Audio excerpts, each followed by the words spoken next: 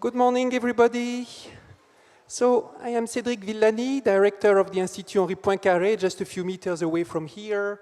I am very glad and very honored to welcome you today in this beautiful, large, historical lecture hall, kindly provided by the Institut Oceanographique. And so, I'm starting recalling that last week was a quite sad week for mathematics, since two prominent mathematicians of considerable influence passed away on the same day. This was Vladimir Arnold and Paul Malliavin. Arnold was a great admirer of Poincaré, and I'm sure he would have loved this conference. Actually, last time I saw him was attending an unusual fashion show dedicated to Poincaré in presence of Bill Thurston and other distinguished mathematicians. So we will miss him dearly, as we will miss Paul Malliavin, who happened to be a personal friend of mine.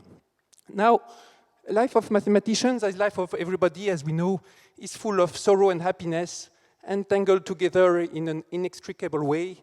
And today we are gathered here for a very happy occasion, which is celebration of solution of the Poincaré conjecture, problem which has been with us for a century. So I'm very honored to introduce you now to President of the Clay Mathematics Institute, who has come here especially for the organization of this historical day. Jim Carlson.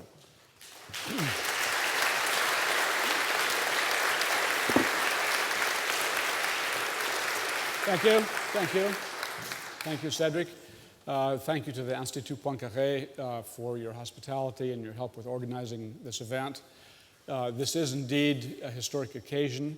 The Poincaré conjecture is something that has motivated the development of topology and perhaps I should say analysis and geometry for a century.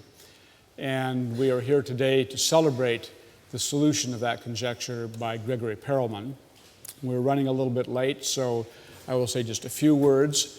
The Clay Mathematics Institute was founded in 1999 through the foresight, vision, and generosity of Landon T. Clay, who is with us here today.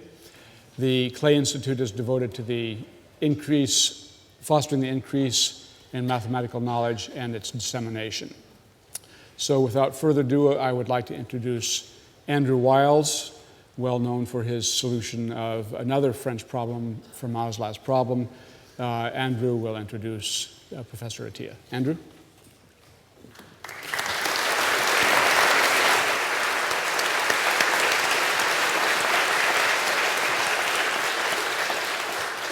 My pleasure to welcome you all here, especially the Clay family, on this great occasion. And it's my pleasure now to introduce our first speaker, Sir Michael Atiyah. Sir Michael has been President of the Royal Society, Master of Trinity College, founder of great schools of geometry and topology in both Oxford and Cambridge. And that's not to begin to speak about his illustrious mathematical career, which includes, of course, the index theorem, of which he was co-author and named after him. He is currently honorary professor at Edinburgh University, and he will speak on geometry in 2, 3, and 4 dimensions.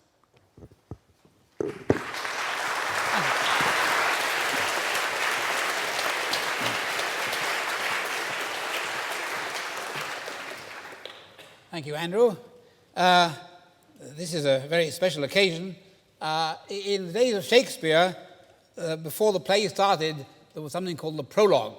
Somebody went on the stage to warm up the audience, get them ready, fit in the right mood, and then the play would follow. I am the Shakespearean prologue. My title, as you see here, is Geometry 2, 3, and 4 dimensions. And I think when you're giving a general talk to a large audience, it's important that at least the title should be understandable. And I hope you understand most of the words in that title. Now, this is advanced technology. I may press the wrong button. There we are. So, this is the Clay Institute Millennium Prize that we're celebrating. And the two figures you see here are, of course, the two main actors. Henri Poincaré, the great French mathematician, who died just under a century ago, and who made the conjecture, which we are celebrating the solution of today, and Gregory Perelman, the young Russian mathematician who has solved it.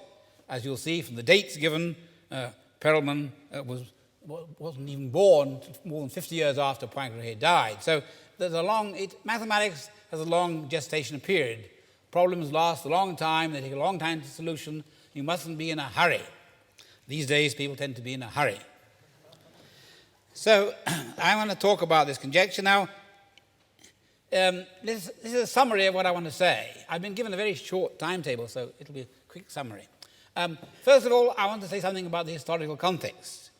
Now, I think history is always very important in everything. As individuals, our personality resides entirely in our memory. If somebody loses their memory, they lose their personality. The same is true of civilization. Without our knowledge of our past, we really are nothing at the present. And that applies in particular to mathematics. So you must always understand the historical background of any part of mathematics, any problem, where it's come from, how it progresses, and where it might lead to in the future. So history is crucially important, and I want to spend some time in very general terms about the historical context of the Poincaré conjecture. Secondly, mathematics is not unconnected with the real world, I'm glad to say. And in particular, it has a very strong, intimate and long relationship with physics, which is very pertinent in the context of geometry and of the analysis that often goes with it. And that certainly is true of the Poincaré conjecture. And then, just as the past is important, so the future is important. Well, the future is a little harder to predict. And so I want to say a little bit about where we go from the Poincaré conjecture, or point toward directions where the future may lead. And, of course, the other speakers in this two-day conference will deal with more detail with all these aspects. Mine, as I said, just the warm-up act. So, geometry, history of geometry, starting with the ancient Greeks, was mainly originally about straight lines and planes and flat surfaces. But by the time of the 19th century, end of the 18th century, people were studying curved surfaces, surfaces which were curved, like the surface of a sphere, but curved not necessarily in a uniform way with bumps. And the history of geometry since then has, to a great extent, been the study of the notion of curvature. What is curvature? How do you define it precisely? What does it mean? And how does it change as you increase the number of dimensions you have?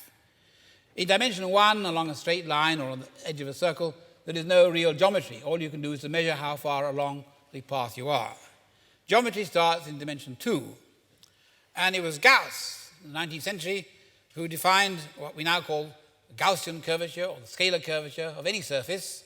It's a number which varies from point to point, measuring a certain notion of curvature.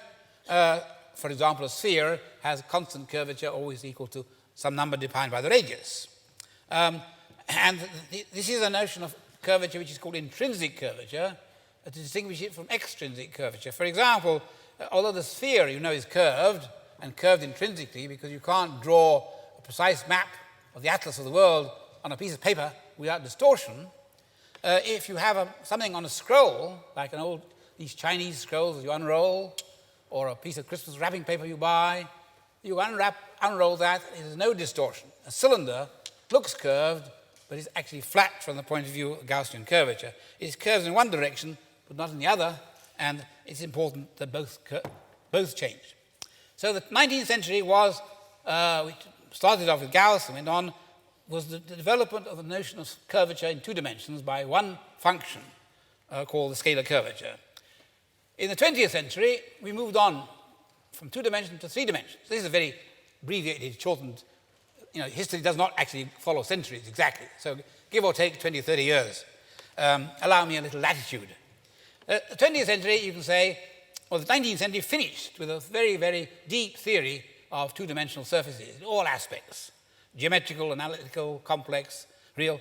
The 20th century, you might say, was devoted to the ideas of 3-dimensional geometry, and this is the culmination of it today, a little bit after the end of the 20th century. And then in 3 dimensions, the curvature is more complicated than 2 dimensions. It's determined not by a single number r, but by a number r that depends on 2 directions, I and j, called the Ricci curvature.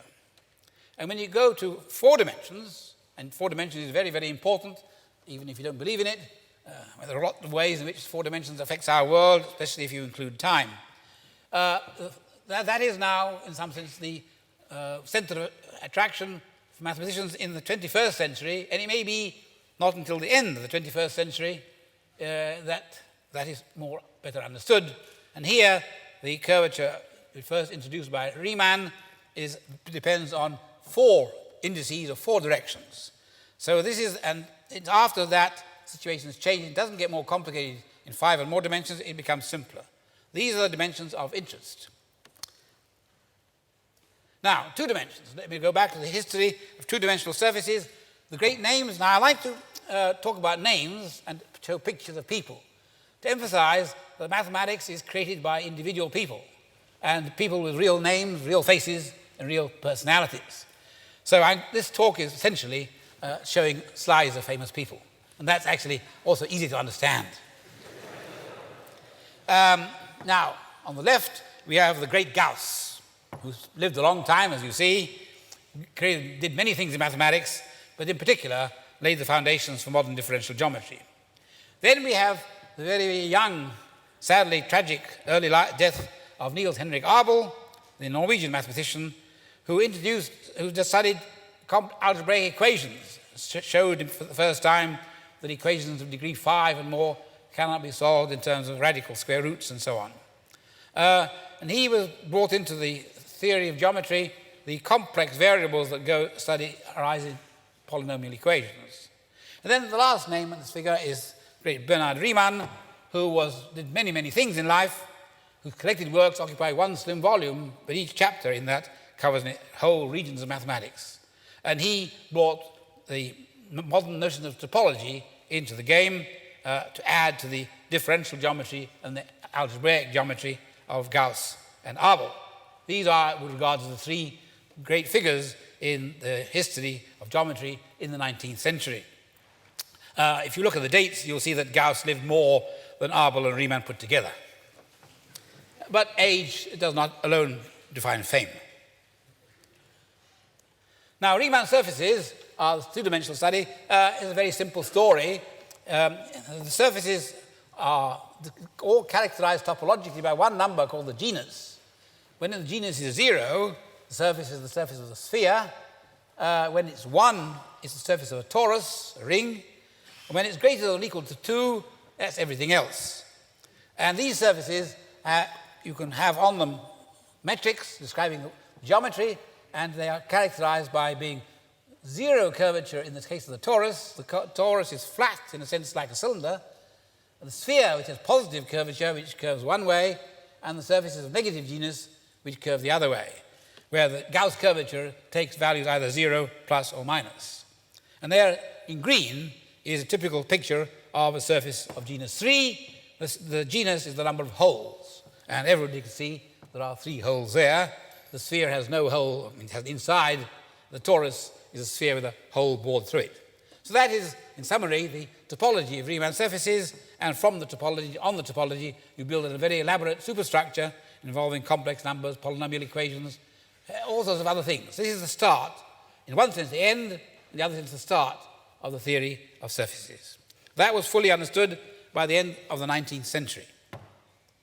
Now, in 3 dimensions, you have a new world. First of all, an important fact to remember is that 3 is an odd number. 2 is an even number, 3 is an odd number, 4 is an even number, and the theory in geometry in even and odd dimensions is very different. One of the reasons it's different is that geometers also like to use, besides real numbers, complex numbers, like square root of minus 1. And when you have complex numbers, the dimensions always double. So real dimension 2 is related to the theory of complex variables. 1 complex variable, ordinary polynomial equations in 1 unknown. Theory of polynomial equations in 2 unknowns leads you to 4 dimensions. 3 dimensions doesn't have any direct relationship with complex numbers and is therefore fundamentally different. But one should say that when you look at consecutive dimensions, they are tied together. If you have a surface, it may have a boundary, which is 1-dimensional. If you have something 3-dimensional, it will have a boundary which is 2-dimensional. If you have something 4-dimensional, it will have a boundary which is 3-dimensional. So successive dimensions are related by the notions of being boundary. So the geometry does go together, but there are basic differences. Now, in dimension 2, the fundamental notion of the genus, which consisted in counting the number of holes. When you go to more dimensions, there's a fully developed, well-known mathematical theory which counts holes in a similar way, except you can have holes of different dimensions, and that goes under the name of homology. And Poincaré was one of those who founded that theory. But Poincaré also discovered something else, that wasn't, when you go from dimension 2 to 3, there was something appeared which did not happen in dimension 2. That was the notion of what called the fundamental group. It consists of what you taking closed paths in the space, deforming them around, regarding those as the same, and when you go around one path and follow by another path, you get a composition law which makes what mathematicians call a group, and you got a fundamental group, and the group you get can in general be not a commutative group, and it was his failure, first of all, to realize this that led him to make a wrong, incorrectly think he'd solved the Poincaré conjecture before he had. And the example that he realized that he got something that looked like a sphere from the point of view of homology, but was not, can be built out of the beautiful, regular Platonic solid, the icosahedron. Interestingly enough, the symmetries of the icosahedron, which are non-commutative group dimensions, order 60, that also is the same non-commutative group that occurs in the proof that the quintic equation is insoluble and when it goes back to Abel. So there's a direct link between the insolubility of quintics and the fake sphere of Poincaré in dimension 3, and similar reappearances of the icosahedron in dimension 4. So these beautiful gems of antiquity, like the icosahedron, persist throughout the history of mathematics. Well, you'll hear more about that later, but the point is that the fundamental group is something which is new in dimension 3, didn't really exist in dimension 2 except in a trivial way, and is the heart of three-dimensional geometry. Now, the Poincaré conjecture, which he made properly after he realized his first mistake, said that if you have a three-dimensional manifold which has no group, trivial group, and then it's called simply connected, every path can be shrunk to a point, then that manifold has to be a sphere. He thought it was inevitable, but he couldn't prove it, of course, and it has taken 100 years to prove. So that was the Poincaré conjecture in a nutshell, how it fitted into the history. And while people were working on that, many things happened. People didn't give up. They tried other things. They tried to generalize what would happen. What was the analog of the higher genus surfaces? And Bill Thurston, who is here, will talk later on, he put forward this very ambitious program about how every three-dimensional manifold could be built up out of manifolds of different types. And just like in two dimensions, there are three types, curvature 0, positive, negative. In three dimensions, there are, I think, 8 types, determined by the kind of fundamental group they have, more than just by number. You start off with a sphere, which is the case of positive curvature.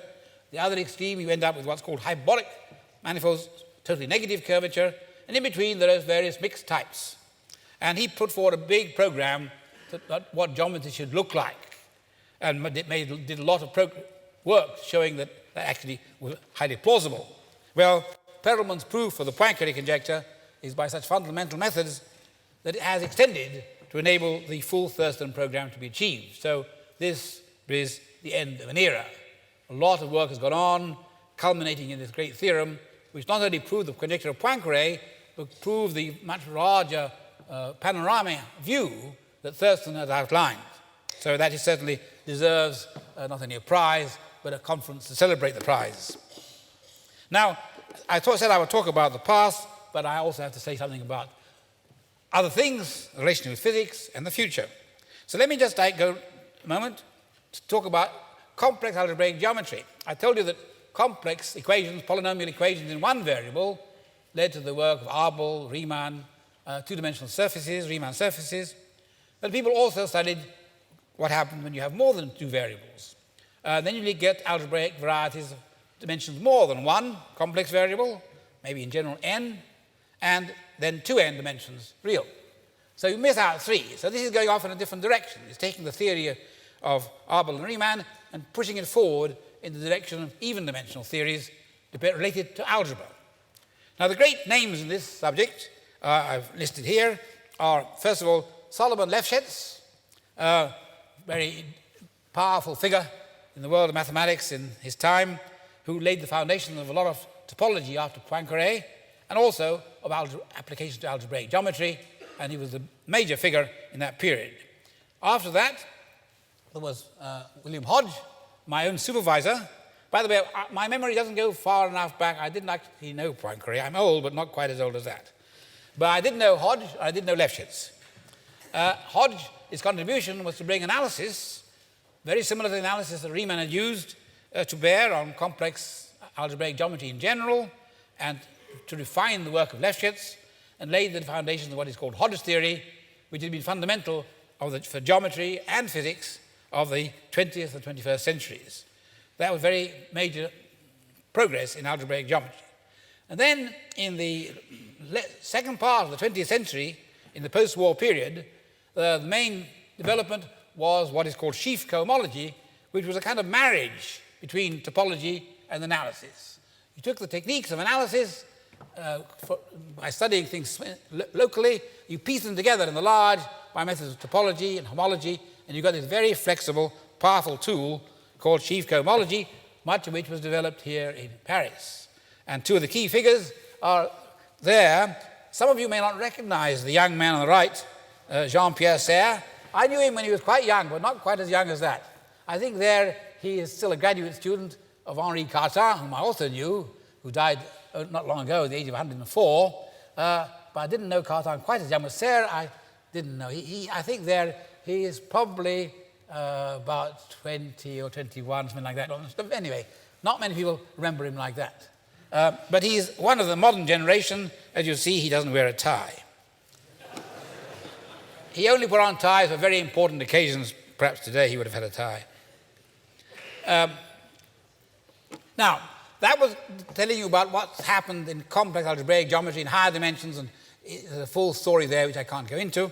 But if we focus on the real dimension 4, that occurs on the one hand as complex dimension, two complex variables, part of the theory of Hodge and sheaf cohomology and all that, but also it takes into account four-dimensional manifolds which do not arise from algebraic equations. In dimension 2, every Riemann surface arises from an algebraic curve. In dimension 4, it is not true. Trivially, it's not true. Even the four-dimensional sphere does not come from algebraic equations. Nevertheless, algebraic geometry plays an important part in real four-dimensional geometry. But there are new features. And this is, of course, an era not of my teachers, but of my students, or generalized students. And two of the key names here, who I've showed you pictures of, well, one of them lives in California, and you can guess who he is from the background, from the shirt, the tea mug, the agapanthus, and the blue skies. That's Michael Friedman, who proved the topological theory, which implied in particular the Poincaré conjecture in dimension 4 in topology.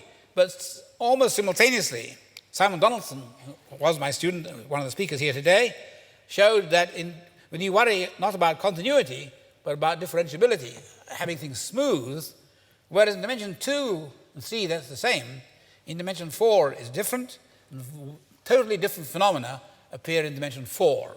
For example, the Poincaré conjecture for a smooth four-dimensional sphere is not, I believe, yet solved. Another prize for the Clay Institute, no doubt.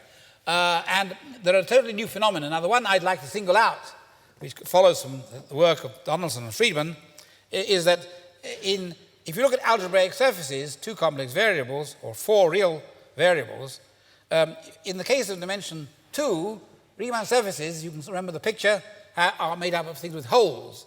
And you can think of something with two holes as being got by taking two things with one hole, two tori, and putting a little bridge between them and gluing them together. And you can do that with any number of holes. Every Riemann surface can be built up by adding a suitable number of copies of the basic one with one hole, the torus. That's not true in dimension 4. And Donaldson showed beautiful examples, algebraic surfaces which you cannot decompose by smooth methods, although you can decompose them brutally by topological methods. And this is totally unlike what happens in 2 dimensions, and there's a very deep theory here. We're still at the early stages. I talked to Simon just before. I was reassured that when he talks later today, he won't be telling me that this has all been solved. There are still things to be done for the young mathematicians, and I suppose there are some young mathematicians here in the audience somewhere in the back row, will keep you busy for the next 90 years. So that's the relation with real geometry. Now, connected with physics. Again, this is a big subject, but we're in a room which I suppose has something to do with physics, the sea and ships and so on. And in physics, there has been a spectacular development over the last 30 to 40 years, which I've lived through more or less as a sort of spectator from the sidelines. And the key participants in that, well, the key participant is certainly Edward Witten, whose picture is up there, who is the leading theoretical physicist of our time in the views of many people, but he's also a mathematician with enormous talents. And he has done more than anybody else to bridge the gap between physics and mathematics. And he showed in particular that the work of Simon Donaldson, which had its origins in taking ideas, equations from physics and using them geometrically, Witten was able to show very beautifully how, in detail, the Donaldson theory could be seen or interpreted in terms of physics. It was a magnificent bridge between one and the other. He also was able to do something similar in the case of 3 dimensions. I haven't had time to mention it, but I will say something about it now, that in 3 dimensions, one aspect of 3 dimensions that is unique to 3 dimensions is that you can tie knots in 3 dimensions. If you have a closed piece of string, if you put it on a plane and you don't allow it to cross itself, then all you get is the circle. But in 3 dimensions, as you know from your shoelaces, they can get entangled, and the theory of knots is a very old part of topology.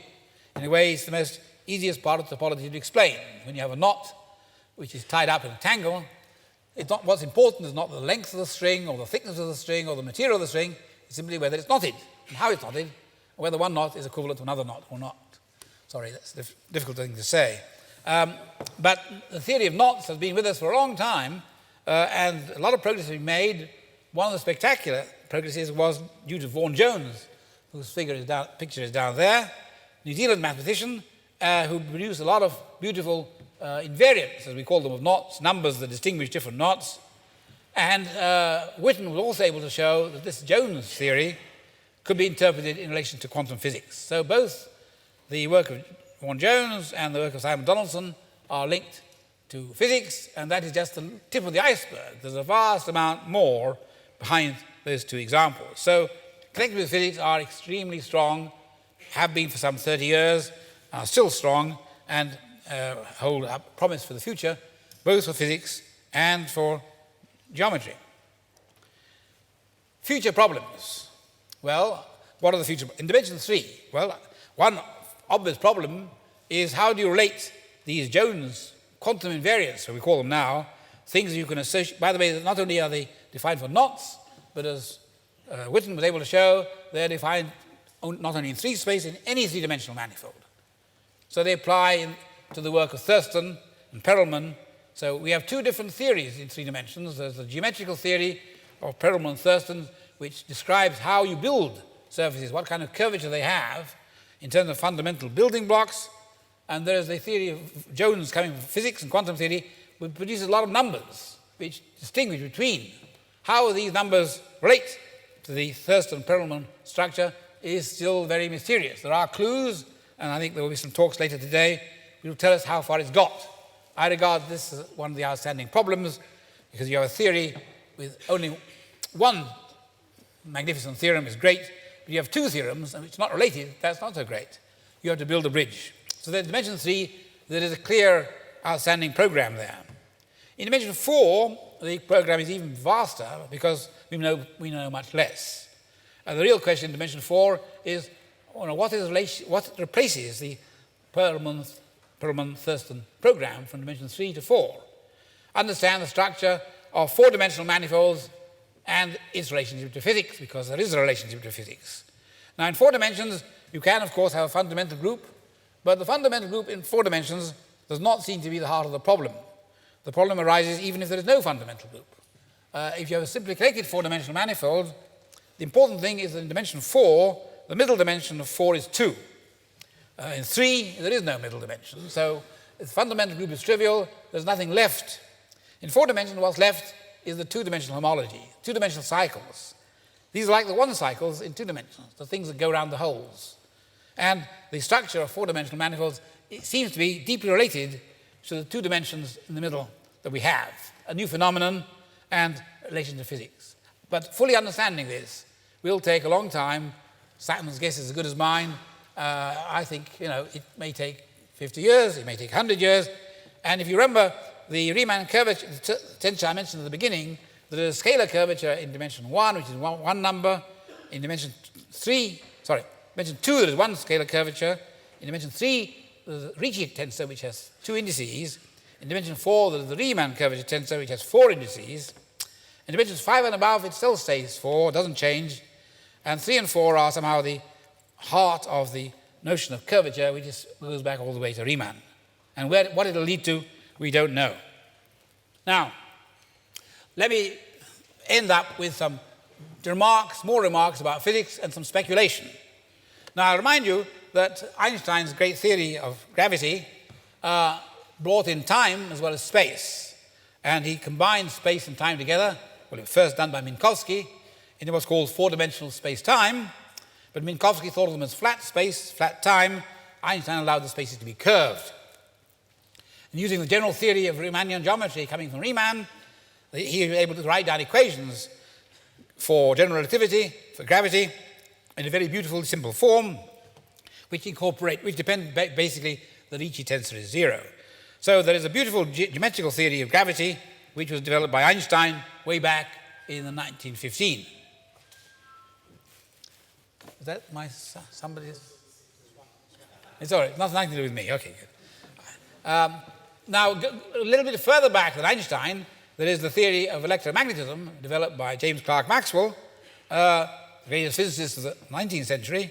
And for him, he had these fundamental equations, and it was when after Einstein brought in his theory of gravity, there was a natural question, which many people, including Einstein, thought about, how to combine gravity with electromagnetism, the 2 fundamental forces of the universe.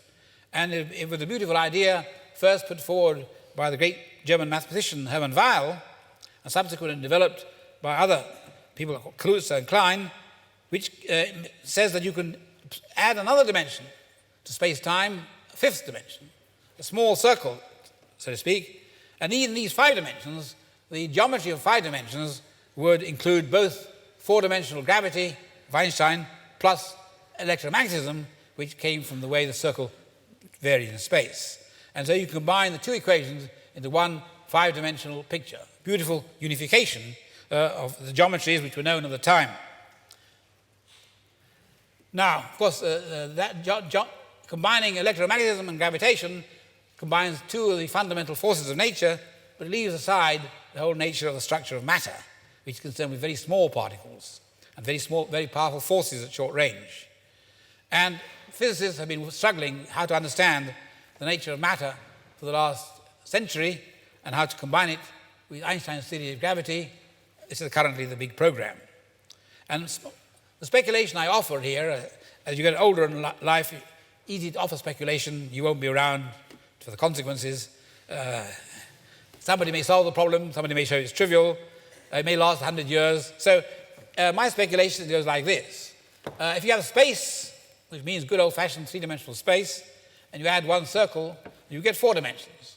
4 dimensions where you can do ordinary Riemannian geometry, where you can apply Donaldson theory, 4 dimensions, and you may get models which might be useful models of matter.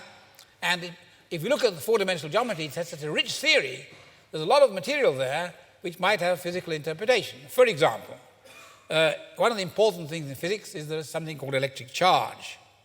And if you have a 4-dimensional manifold that represents some bit of matter, it has a number, what is called the signature, which comes from looking at the 2-dimensional cycles inside it and seeing how many intersect in positive numbers and negative numbers, elementary algebra, a number that doesn't have a counterpart in dimension 2 and plays a very important role in dimension 4, and that is a number you can associate to a 4-dimensional manifold, so why not interpret it perhaps as something like electric charge. But there are other numbers you can associate, and for a manifold you can look at all the middle homology. What is the size of the middle homology? How many 2 cycles there are? This is the analog of genus, or twice the genus. And so in fact, this you might want to interpret it not only in terms of electric charge, which for matter is described by the number of protons. Matter consists of protons and neutrons. Nuclei consist of protons and neutrons, and the protons are charged and the neutrons are not. So the number of protons give you the electric charge. The number of neutrons doesn't change the charge, but it changes the mass. So you have two numbers in physics and two numbers in geometry, and my speculation is perhaps they're related. Well, that takes another century to prove, perhaps only 2 days to disprove. End of talk. Thank you.